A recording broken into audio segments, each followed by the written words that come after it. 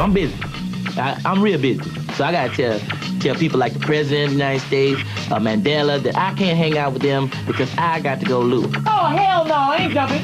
When I'm in a session, I always could make it better. Get your head up. Let's go. Ah! I'm a perfectionist. I can't stress this enough. I am a perfectionist.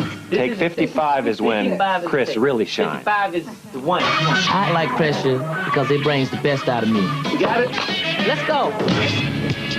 I watch everything down to the last detail because I can't trust them. I don't know how they're gonna edit me. I gotta go see for myself. This remark, the editor puts Rush Hour 2 together, make it look good, make it funny. If it's not funny, then I slap him upside the back of the head. Keep it going. My fans and everybody, they gonna want to see the best. Gotta look out for number one.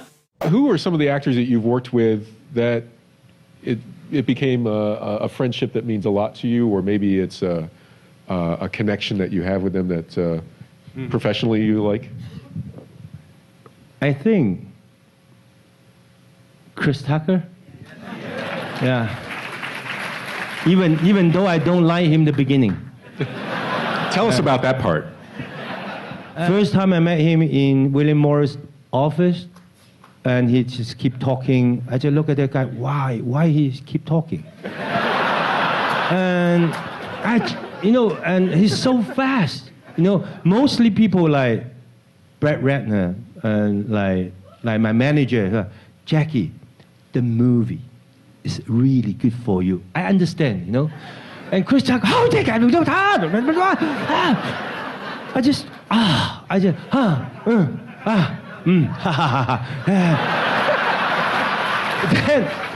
Then after he left, then I asked my manager, what the hell are you talking about? I don't even one word come from his mouth, and later on he used it in the movie. And too young, and come to the set, there's so many ideas, and he was late on the set. I was 7 o'clock call, I was 6:30, I already make up standing, I'm filmmaker. Standing here, then he just come 11 o'clock, late.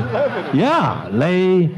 And so one day he come to my motor home, Jackie, can you come later? You're making me look bad. Yeah, you make me look bad. I said, no, that's my job. No, you have the right to come late. Did you want to? No, I said, no, I'm a director, I can come late, and I'm an actor, I have to on the set. That's my job. But now, Chris, every day on the set, and just do the really, really good things. Now I really like him, yeah. But now he's just on the set, and follow the rule, Now he's great, Mostly time he's like, Jackie, where are you? I said, I'm in Hong Kong. Okay. When you come to the United States? I said, coming soon. We can join it together. I said, okay. I'm so excited to be here, so honored to be here for my good friend, my brother from another mother, Jackie Chan! He's one of the biggest movie stars in the world, and he has been for a long time, because he made me one of them all over the world. When we did Rush Hour in '98, I never seen so much love. We traveled around the world, and Jackie had these fans already from Asia to Australia to Europe, and immediately he helped me get known internationally. And it was just an honor to be in a movie with him and with somebody with such comic timing, comedy skills, and action skills. That was a comedian's dream. That was my dream, to be in a movie that I could do whatever I wanted to do, and Jackie was right there with the right timing with me. And he's been a mentor, a big brother. He's the best guy in the whole wide world. And I'm honored to be his friend. I'm so happy to be here today to celebrate this big day. The first Chinaman person to get an award. Did I say that right? Oh, man, I messed up. I'm sorry. That was that character, Rush Hour character. I'm sorry. He's the first person from China to get his handprint and his feet put in here. That's what I said. That's what you did, okay? and I'm happy for him, and I know you guys do too, and I'm happy to be here. Thank you very much. Thank you. Now I'm gonna jump off a 20-story building with no pads, because I don't like pads to slow down the jump. So, you know, I'm gonna do it.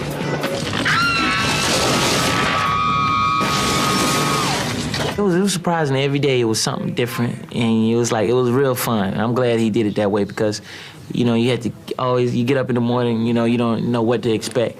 And it was a real good experience, and my part was a stretch for me because I never did anything like that before, and it was so far from me and what I do in America's stand-up comedy. You know, I do like reality jokes and stuff, and my movies that I usually do are reality, like based of America situations and stuff. It was nothing like that. But when I got there and John Paul Gaultier, I seen all his clothes he wanted me to wear. I was like, oh, this ain't gonna be nothing like I ever done before. Boy is fueled like fire. I would never wear this stuff in the street. So stop melting, ladies, because the boy is hotter than hot. So I was like, shit, this gonna be hard. And John Paul Gaultier was like, this is beautiful on you. You would love this, that. I was like, no, I do not like that. But I started wearing the stuff, and I started getting into the character, and it helped. The costume helped me create that character a lot. So.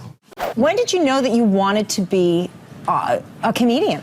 Like, were you really young, or were you a little older? When I was young. I was in high school. When I knew I wasn't going to college, because I barely got out of high school, I said, I better find something right quick. I said, what am I good at? You know, I was making people laugh, and I was like, why y'all laughing? It was like, you funny. You remind me of Eddie Murphy. So I said, let me try this out. And I host my talent show in high school, and I got my first laugh, and I got an epiphany, and I was like, I'm gonna do this, you know, because it's fun, and I'm already, you know, so that's when I found out. I hosted my first talent show. I hosted a talent show in high school, and I said, that's what I want to do. You know, the lesson I've learned, just, you know, always, you know, make friends and communicate. Just don't isolate yourself, because, you know, in this business, it's ups and it's downs. But the people you know and people who really know you, they know who you are. If somebody say something bad about you, nah, he ain't like that. I really know him. So you know, like in any other thing, in any other business, in any school, that's why people go to Harvard, because it's the connections. It's the, you know, people you know, and you're gonna find some good people here and there. But that's one thing I keep with me, because, you know, you need good people in your life, and, you know, that's what it's about, because the business is always going to go up and down. You know, that's always fickle, but, you know, your life is constant, you know. I look towards the future, and the future is just, you know, it's more to do, is more steps to climb and stuff. So I don't really look at, you know, what I'm doing right now. I just, every time I do something, I move on and see how could I get better. And I'm never satisfied, you know. I always know I could do better, you know. Always knew you could do better. I could do better, yeah. After conceiving the dreams to become a stand-up comedian and actor, Chris began the grind necessary to realize them, including working at his only job outside of the entertainment industry, his father's janitorial service. You know, I used to work that at night early, you know, 8 to like 11, then I would go clean up McDonald's, Burger King's, Crystals at that time, because I had the freedom, because my dad had his own business.